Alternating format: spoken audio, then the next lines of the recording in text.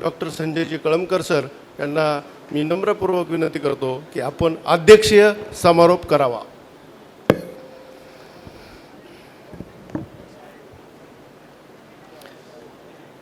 शब्दगंध साहित्य संमेलनामध्ये बदलते ग्रामीण जीवन आणि ग्रामसंस्कृती या आयोजित केलेल्या परिसंवादाला उपस्थित या संमेलनाचे अध्यक्ष डॉक्टर संदीपजी सांगळे, महाराष्ट्रातील ज्येष्ठ समीक्षक डॉक्टर सुधाकरजी शेलार, इतर सर्व सन्माननीय विचारपीठ. मला वाटतं आता गझलेचं वातावरण हळूहळू तयार होतं आहे. बाहेर पाऊस आहे, जसं गझलेलं वातावरण पाहिजे तसं तयार होतं आहे. त्यातच आता प्रदीपजी पण इथं आलेले आहेत. त्यामुळं सर्व गझलकारांचं मी सुरुवातीलाच आभार मानतो की नाईलाजानं का होईना आपल्याला हा परिसंवाद ऐकावा लागला, कारण पुढं आपला कार्यक्रम आहे, आपल्याला जाता येईना. म्हणून संयोजकांचेही आभार. तुमच्या गझला आम्ही ऐकणार आहोत. या निमित्तानं दैनिक लोकमतचे निवासी संपादक सुधीरजी लंके यांनी जवळजवळ प्रत्येक क्षेत्रातच गाव कसं बदलत गेलं, परिवर्तन कसं होत गेलं, अगदी परंपरा संस्कृतीपासून राजकारण, वेगवेगळ्या निर्माण झालेल्या झुंडी, नैतिकता, या सगळ्या क्षेत्रांचा अत्यंत चांगल्या पद्धतीनं परामर्श घेतला. वृत्तपत्रात संपादकीय लिहिताना सुद्धा अनेकदा हे प्रतिबिंब त्यांच्या लेखनामध्ये उमटत असतं. त्या निमित्तानं त्यांनी बदललेलं गाव, बदललेली ग्रामसंस्कृती, बदललेल्या परंपरा हे सांगता सांगता आपल्याला अंतर्मुख केलेलं आहे. प्राध्यापक डॉक्टर संजयजी नगरकर यांनी मराठी साहित्यामध्ये बदललेलं गाव कसं प्रतिबिंबित होत गेलं, पूर्वीचं ग्रामीण साहित्य कसं होतं, त्या पद्धतीनं आजचं ग्रामजीवन कसं आहे, याचा एक वेगळ्या पद्धतीनं परामर्श घेतला. नाईकवाडे सरांनी खरं म्हणजे ते भाषण नव्हतं, आंतरिक तळमळ त्यांची होती. आजोबांनी नातवांना काहीतरी सांगावं, बाबांनो असं असं झालं आहे, असं करू नका, हे सगळं भयंकर चाललेलं आहे. अशा सगळ्या प्रामाणिक उत्कटतेनं त्यांनी या ठिकाणी आपले मतं मांडलेले आहेत. नेमकं मला या विषयाचा अध्यक्ष केल्यानं हे जे 3 वक्ते या ठिकाणी बोलले, त्यानुसार आपल्याही मनात बदललेली गावं त्या ठिकाणी उमटत असतील. एखाद्यानं एखाद्या समारंभाला मेकअप करावा गरज नसताना 2 माणसं मेकअप करत नाहीत, एकतर फार सुंदर आणि एक किती मेकअप करून उपयोग नाही असे. मला वाटतं खेड्यांची परिस्थिती विनाकारण मेकअप केल्यानंतर जो बटबटीतपणा दिसतो, त्या पद्धतीनं आमची आजची गावखेडी दिसायला लागलेली आहेत. पूर्वीची सकाळ जर आपण पाहिली तर कोणाच्याही घरासमोर नळ नव्हते, सगळ्या रस्त्यानं आमच्या स्त्रिया पाणी आणताना दिसायच्या, हांड्यावर हांडे असायचे. एखाद्या तरुण स्त्रीच्या डोक्यावर 3 हांडे दिसले की ओळखून घ्यायचं ही नवीन आलेली सून आहे. कारण पूर्वीच्या सासवा तो प्रयोग करायच्या की जितके या सुनेची क्षमता किती आहे, तिच्या डोक्यावर तेवढे हांडे द्यायचे आणि ते जे पाणी ओघळायचं त्यामध्ये त्या स्त्रियांचा घामसुद्धा निघून जायचा. म्हणजे स्त्रियांची वेदना, खरोखर खेड्यातल्या स्त्रीची वेदना ही फारशी कोणाला दिसली नाही. त्याचं कारण आमची खेड्यातील स्त्री लेखिका समर्थपणे पुढं आली नाही. त्याचंही ते कारण असावं. शहरातल्या स्त्रीची तर नाहीच, पण खेड्यातल्या स्त्रीची वेदना अजिबातच आमच्या साहित्यात कधी उमटली नाही. आणि मग तुम्हाला आठवत असेल पाणी कमी असल्यानं काय काय करावं लागायचं. आमच्या गावात तर सुधीरजी पाणीच नव्हतं. म्हणजे सोयरिकी का जुळत नव्हत्या? पाणी नाही. पाणी आल्यानंतर काही जुळल्या, समोर आहेत आमच्या काही सुनबाई बसलेल्या आहेत. नळ आल्यानंतर सोयरिकी जुळत गेल्या. परंतु पूर्वी पाणी नव्हतं म्हणून गावात मुलगीच द्यायची नाही, कारण तिला खूप दूरवरून पाणी आणावं लागतं, अशी वेदना त्या ठिकाणी होती.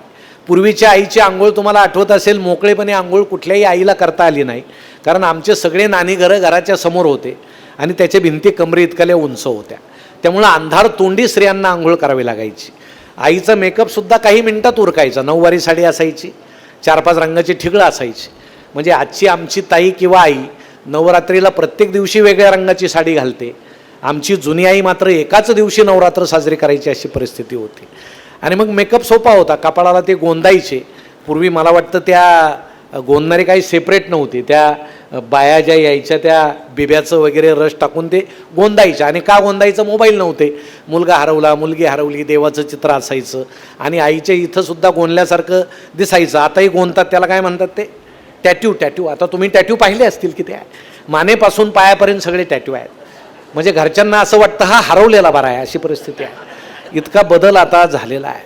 आणि मग आई तिथं मेन लावायची, कपाळात त्या करंडा असायचा लाकडी, ते कुंकू घ्यायची तर्जनीनं लावायची, संपूर्ण शरीर दिसेल असा आरसा पूर्वी नव्हता. कुठंतरी मातीच्या भिंतीत आरशाचा तुकडा असा खोवलेला असायचा. आई वाकायची, त्यात पाहायची, फक्त कपाळ दिसायचं. मग ती पदर घ्यायची, जिभेच्या टोकामध्ये बुडवायची आणि इतकं सुंदर वर्तुळ काढायचं. तुम्हाला सांगतो, कधी शाळेतनं गेलेली आई भूमिती शिकल्यासारखं ठसठशीत वर्तुळ काढायची. झालं सौभाग्य. आणि गळ्यामध्ये तर सर, त्याला सर म्हणायचे, सर. ते कोळीच्या आकाराच्या सोन्याचे ते मणी होते आणि ते गळ्यामध्ये घालायची, नाकामध्ये नथ घालायची. याच्या पलीकडं आईचा कुठलाही मेकअप नसायचा. आता कुंकू गेला, आता टिकले आले. आता तुमची चूक नाही. म्हणजे पूर्वी कुंकू शाश्वत होतं, पक्कं होतं. म्हणजे बाहेर गेलेला माणूस घरीच यायचा. आता काय झालं, टिकली कधी गळून पडेल आणि हा कधी गायब होईल याचा भरोसा राहिला नाही. त्यामुळं जसं माणसाचं वर्तन बदललं तसं मेकअपचं साहित्यसुद्धा बदलत गेलं. अशी ती सगळी परिस्थिती आहे. पण खेड्यामध्ये मेकअप नावाचा हा सगळा विषयच नव्हता. आणि मग भल्या पहाटे अंगणामध्ये तो वासुदेव यायचा, डोक्याला ती मोराच्या पिसाची टोपी, काखेमध्ये झोळी, हातामध्ये चिपळ्या, वासुदेव आला हो वासुदेव आला असा छान नाचायचा, रामनाम घ्यायचा. आणि मग आई सुपामध्ये धान्य घ्यायची, त्याच्या झोळीत ओतायची. मग तो झोळीतले 4 दाणे काढायचा, पुन्हा अंगणात टाकायचा, दान पावलं असं म्हणायचं. म्हणजे तुम्ही जसं मला भरभरून दिलं तसं तुमच्या घराची सुद्धा भरभराट हो, असा त्याचा अर्थ असायचा. म्हणजे पांडोळे मामा आजच्या पुढाऱ्यांनी थोडं जरी त्यातलं घेतलं तर फार बरं होईल. एवढे मतदार झोळीत आपल्या टाकतात, त्यातले 4 दाणे तरी पुन्हा दिले पाहिजे तुम्ही. हे वासुदेवाकडून शिकण्यासारखं फार आहे. पण ते होत नाही. मग तो बटरवाला यायचा, ज्याच्या घरात जास्त मुलं तिथं तो मोठ्यानं ओरडत उभा राहायचा, कारण ते मुलं रडले पाहिजे. मग आजी बटराला पैसे द्यायची, कप बशा नव्हत्या, थाळीत चहा, मग त्यात बटर टाकायचं. शाळेत जायची घाई, त्यावेळेस सकाळी शाळा असायची. शाळेची घंटा वाजते, मंदिराची घंटी वाजते, सुंदर वातावरण. शाळेचा ड्रेससुद्धा स्वतः आईवडिलांनी घेतलेला असायचा. तर सरकार त्या काळात काही देत नव्हतं आणि देण्याची गरजही नव्हती. आता कपडे देतात, यावर्षी न मागता दप्तर देणार आहेत, कुणी मागितलेलं नाही तरी देणार आहेत. आमच्या लाडक्या बहिणी आहेत नाही का, लाडके दाजी बहिणी आधी बँकेत हजर असतात आणि ते आलेल्या निधीचं काय करतात, त्यानं पुन्हा महसूल सरकारच्याच तिजोरीत जातो. ते तो विषय फार वेगळा आहे. पण आता आम्ही सगळे सरकारवर रेललेलो आहोत. खेडेसुद्धा सरकारवर रेललेले आहेत. आता कोणी उपाशी राहणार नाही. या देशामध्ये जोपर्यंत सरकार आहे आणि भगवे कपडे आहेत तोपर्यंत कोणी उपाशी राहणार नाही. त्याची तुम्ही काळजी करूच नका. आणि ते खेड्यामध्ये सुद्धा सगळीकडं असं सर्वत्र दिसायला लागलेलं आहे. तुम्हाला सांगतो, इतकी मजा होती. कारागीरसुद्धा ते पोतं, काखेमध्ये पोतं आणि धोपटे असायची त्या आमच्या नाव्याच्या. जिथं झाड दिसेल तिथं पोतं टाकायचा, मग माणसानं बसायचं. मग एक वाटी असायची, त्यात ब्रश आणि त्याच्या दाढीला तो सगळा फेस लावायचा. एकाच वस्त्र्यानं सगळ्या गावाची दाढी करायचं, एकाच वस्त्र्यानं. पण कुणालाही कधी साथीचे आजार झाले नाही. पण आता प्रत्येक माणसाला ब्लेड बदलावं लागतंय दाढीसाठी, तरी आजार होतात. म्हणजे त्याचं कारण काय? वस्त्र बिघडलं की माणसं बिघडले? माणसं बिघडले. हे पूर्वीच्या काळी. आणि आरसा असायचा त्याच्या हातामध्ये, त्याच्यात संपूर्ण चेहरा कधी दिसलाच नाही, अर्धाच गाल दिसायचा. म्हणजे इकडं दाढी झाली की इकडं पाहायचं, इकडं झाली की इकडं पाहायचं, असं सगळं सकस होतं, असं छान. आता ते सलूनचे दुकानं तुम्हाला सांगतो असे काचेचे आहेत, सुंदर दिसतात. असं माणूस आत गेलं की रक्तदान करूनच बाहेर येतो, अशी सगळी परिस्थिती आहे. पण आता त्याला इलाज नाही. असं सगळं इतकं खेड्यानं प्रचंड कूच बदललेली आहे. सुधारणावाद, चंगळवाद, जागतिकीकरणामुळं आणि भांडवलदारांचं तिथपर्यंतचं लक्ष. खेड्यातल्या शाळा असतील, पूर्वी सारवायचे. आमच्या शाळेतल्या मुली तुम्हाला सगळ्याला आठवत असेल, ओढ्या नदीला जायच्या, सेन उचलून आणायच्या, धपाधप कोपऱ्यात टाकायचे, मुलं ओढ्यातलं पाणी आणायचे आणि मस्त ते शाळा अशी सारवायचे. खाली शेणानं भिंतीला पोचारा द्यायचे, अनेक मुलं नाक लावून उभे राहायचे त्या पोचाऱ्याला. इतका सुंदर वास यायचा. इतकं काम, म्हणजे शाळेमध्ये संस्कार व्हायचे आणि श्रमसंस्कार व्हायचे. आता काम सांगायची सोय नाही, काम नाही. आता मारायची सुद्धा सोय नाही. तुम्हाला सांगतो, आता गुरुजी मारायला गेली की पोरं सांगतात केस करीना, कारण त्यांना माहीत आहे आता मारायचं नाही पोरांना. त्यात मागच्या महिन्यात आता तुम्ही पेपरला बातमी दिली की आता सरकारनं नवीन आदेश काढलेला आहे. आता मारणं तर दूर, आता मुलांकडे पाहून हातवारीसुद्धा करायचे नाही, त्यांच्याकडे पाहून डोळे मोठे करायचे नाही. कारण काय? त्यांच्या बालमनावर परिणाम होतो. मला काही शिक्षकांनी विचारलं आता कसं शिकवायचं, म्हटलं वर्गाच्या बाहेरचा दार लावा आणि खिडकीतून शिकवा. 19चा पाढा नाही पोराला आला, तुम्हीच गजावर डोकं आपटून घ्या. तुम्ही पोरापर्यंत गेले की गजाआड गेले समजा. कारण आता सगळी पिढी नवसानं झालेली आहे. कुणाला हात लावायचा नाही. आई वडील सांगतात माझं पोरगं माझी पोरगी नवसानं झालेली आहे. याचं लोन खेड्यापर्यंत सुद्धा गेलेलं आहे. आणि या मोबाईलमुळं येवलेताईंचा मला मागाशी मेसेज आला, खेड्यातल्या मुलीसुद्धा सुरक्षित नाहीत. तुमचंसुद्धा येवलेताई खरं आहे, पण दोन्ही बाजूनं विचार केला पाहिजे की मुली तर सुरक्षित शहरातल्यासारख्या आता खेड्यातसुद्धा नाही, पण आता खेड्यातल्या मुलींचं सुद्धा इंस्टाग्राम आहे. खेड्यातल्या मुलीसुद्धा आईवडिलांना सहजपणे सोडून रात्रीतून पळून जातात. याचा सुद्धा विचार सगळ्यांनी वेगळ्या पद्धतीनं केला पाहिजे. दोन्ही बाजूनं आपण विचार केला पाहिजे. म्हणून ही जी खेडी बदलली, अक्षरशः खेड्याला काही रूप राहिलं नाही. त्यातली त्यात कोरोनानंतर ज्यांच्या नोकऱ्या गेल्या, धंदे बुडाले, व्यवसाय बुडाले, त्यांना पुन्हा गावची आठवण झाली. जे गांधीजी वर्षानुवर्ष सांगतायत खेड्याकडे चला, माणसं आले नाही. एकट्या कोरोनानं ते काम केलं. सगळे खेड्याकडे पळाले, छोटे छोटे व्यवसाय टाकले. काहींनी आपल्या जमिनी शोधल्या, त्या जमिनी राहिलेल्याच नव्हत्या, त्यातून रस्ते झालेले होते. पुन्हा त्यांनी जमिनी शोधल्या. आमचा शहरातला भाऊ जर खेड्यामध्ये आला तर त्याची पत्नी सांगायची मुक्कामाला राहायचं नाही, कारण टॉयलेट नाही, चांगले बाथरूम नाही, आपण संध्याकाळपर्यंत थांबू आणि आपण आपलं निघून जाऊ. आता त्या भावाला नोकरी गेल्यामुळं गावाकडं राहण्याची वेळ आली आणि पुन्हा नाईलाजानं का होईना एकत्र कुटुंब पद्धती सुरू झाली. आमची पूर्वीची एकत्रित कुटुंब पद्धती होती, परंतु एवढं असूनसुद्धा आपण खेड्याचं वेगळ्या पद्धतीनं जरी वर्णन केलेलं असलं तरी अजूनही शहरापेक्षा जास्त खेड्यातली माणुसकी मात्र अंतर्यामी टिकून आहे. अजूनही माणसं एकमेकाला जोडलेले आहेत. सुखदुःखाला ते एकमेकाकडे धावतात. आपण म्हणतात दशक्रिया हे उत्सव झाले, ते आता खेड्यातही सुरू झालेले आहेत. आमदार खासदार बोलल्याशिवाय कावळे शिवत नाहीत. माझ्या वडिलांचा 10वा आहे सांगताना त्याला 3 आमदार आले होते, असे माणसं अगदी अभिमानानं सांगतात.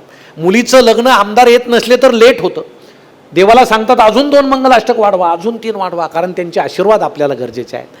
इतके माणसं आशीर्वाद देतात मामा आमच्याकडं, जे घरून भांडून आलेले असतात ते दुसऱ्यांच्या लग्नाला आशीर्वाद देतात. यांच्याच प्रपंचाला आशीर्वादाची गरज असते, पण ते तिथे येऊन आशीर्वाद देतात. आमचे हबप महाराज आशीर्वाद देतात, ज्यांचं लग्नच झालेलं नाही, ज्यांना प्रपंचाचा काडीचा अनुभव नाही, ते सुद्धा आशीर्वाद देतात. आता पूर्वीच्या पत्रवाळ्या गेल्या, लग्न झाल्याबरोबर बसलं की त्या पत्रवाळ्या यायच्या, त्या पळसाच्या पानाच्या एक द्रोण यायचं, त्याला हमखास एखादं छिद्र असायचं, त्यात सार ओतला की ते शेजाऱ्याच्या पत्रवळीत जायचं.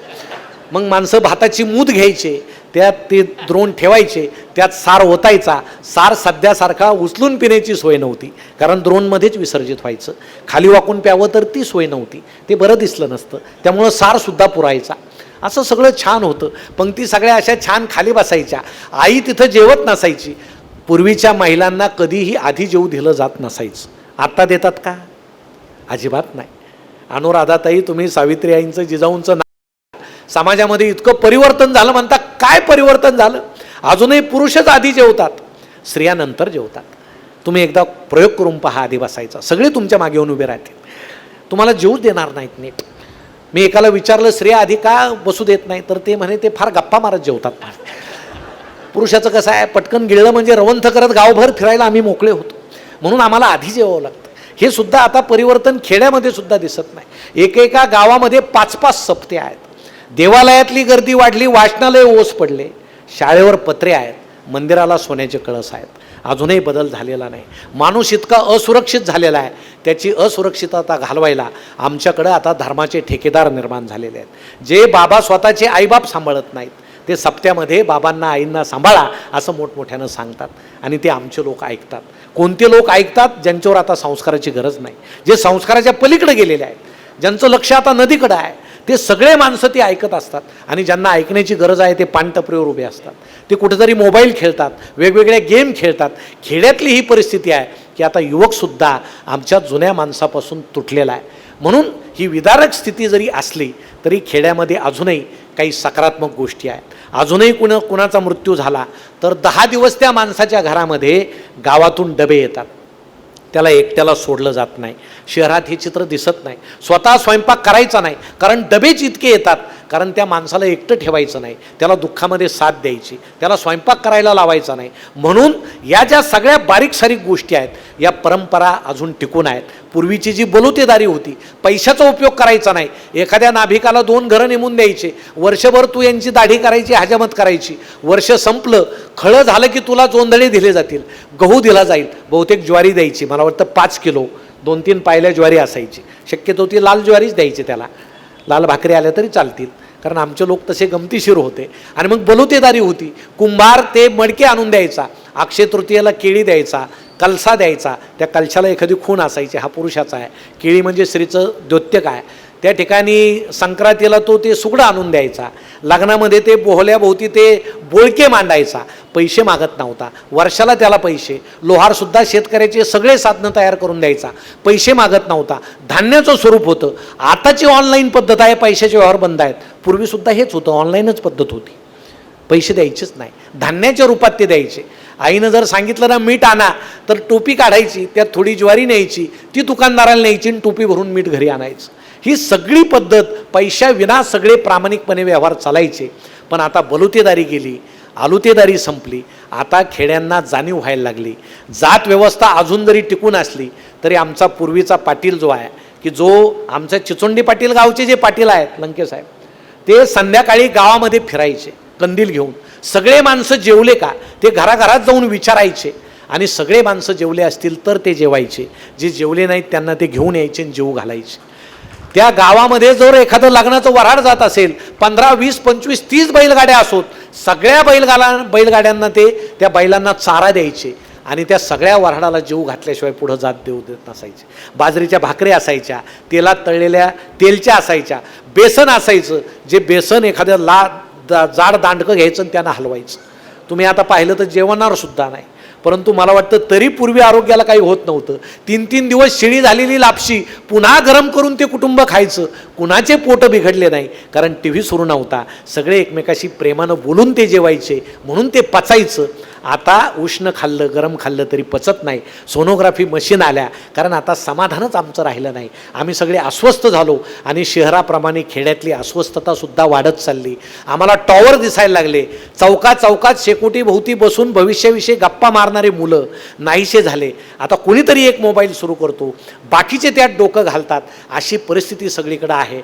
जुने माणसंसुद्धा कीर्तन प्रवचन मोबाईलवर ऐकतात आणि घरातल्यांना सुद्धा आता 3 माणसांना मोबाईल देणं सोयीचं झालं. पोरगं किरकिर करायला लागलं, मोबाईल धर बस बाबा गेम खेळत, आजोबांना मोबाईल द्यायचा, किरकिर करत नाही, प्रवचन ऐका, सासूला मोबाईल द्यायचा, ती अजिबात किटकिट करत नाही, फोडणीत जाता तेल झालं वगैरे काही नाही, एकदा मोबाईलमध्ये रमली की विषय मिटला. आमचा त्रास वाचवण्यासाठी आम्ही सगळी कुटुंब संस्कृती त्या ठिकाणी नाहीशी केली.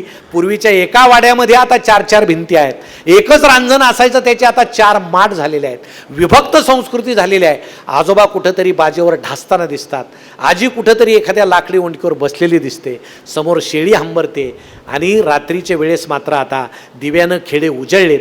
पूर्वी ते अगदी गिरण्या असायच्या, त्या चिमणीच्या गिरण्या, चिमण्या म्हणजे काय, डिझेलवरची, आणि ते टॉक टॉक टॉक आवाज यायचा, ते चिमण्याचा काळा धूर त्या सोडायच्या, तिथं ती गिरणी असायची. ग्रामपंचायतीचा कोतवाल यायचा, शिडीनं त्या दिव्यावर चढायचा आणि रॉकेलचे दिवे पेटवत चालायचा. आता एक बटन दाबलं की सगळीकडं लख्ख उजेड पसरतो, पण आता तो उजेडसुद्धा नकोसा वाटतो, कारण खेड्यातलं दारिद्र्य आणि बदलत गेलेली परिस्थिती त्यांना स्पष्टपणे दिसते.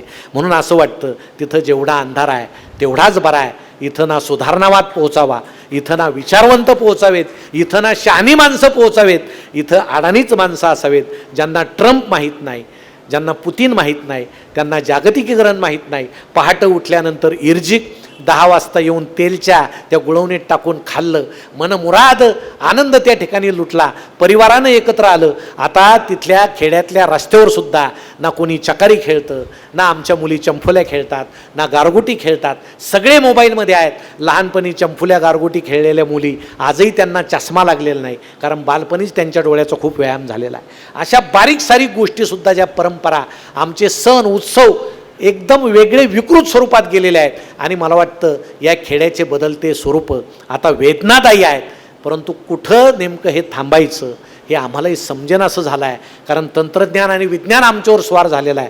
हे असं जरी असलं तरी अंतर्गत वाहणारी माणुसकी मात्र टिकवणं आपलं काम आहे. अजूनही खेड्यात पक्षी ओरडतात, अजूनही पहाटची हवा ही शुद्ध असते, निरुपद्रवी असते. अजूनही माणूस माणसाला भेटला की रामराम घातल्याशिवाय पुढं जात नाही. अजूनही हे आशेचे किरण आहेत. अजूनही बाजार भरतो. अजूनही तो भाजीवाला भाजी दिल्यानंतर 2 वांगे माणूस हातानं उचलून घेतो, तरी तो काही बोलत नाही. अजून या गोष्टी खेड्यामध्ये टिकून आहेत. म्हणून त्या तरी टिकून राहाव्यात आणि आमचे पूर्वीचे खेडे पुन्हा एकदा या वेगळ्या पद्धतीनं सकसपणे जगत राहावेत असं मला वाटतं. म्हणून या व्याख्यात्यांनी आज या ठिकाणी माझ्या आधी जे खेड्याची बदलती संस्कृती, ग्रामसंस्कृती यावर जे विस्तृत वर्णन केलं, उद्बोधन केलं, त्यावरून आपल्या डोळ्यासमोर लख्खपणे आज बदलणारी खेडी आली असतील. म्हणून मी या सुधीरजी लंके, डॉक्टर नगरकर आणि नाईकवाडे साहेब यांचंही मनपूर्वक या ठिकाणी अभिनंदन करतो, आभार मानतो. डॉक्टर शेलार सर या ठिकाणी बोलले नाही तर अजून आपल्याला खेड्याचं अजून एक वेगळं रूप त्या ठिकाणी निश्चितपणे दिसलं असतं. त्यांना एक स्वतंत्र परिसंवाद या निमित्तानं दिला पाहिजे असं मला वाटतं. शब्दगंधाचे पुन्हा मी आभार मानतो की एक बाजूला पडलेला उपेक्षित विषय आपण या ठिकाणी चर्चेला आणलात. सर्वांना धन्यवाद.